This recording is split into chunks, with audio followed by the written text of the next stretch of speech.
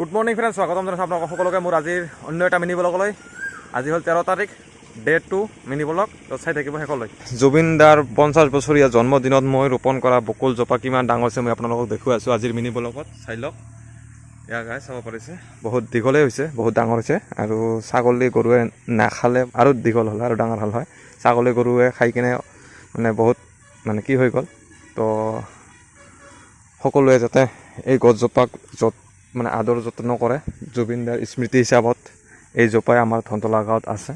মই ৰোৱা 50 বছৰীয়া জন্মদিনত বকুল জোপা।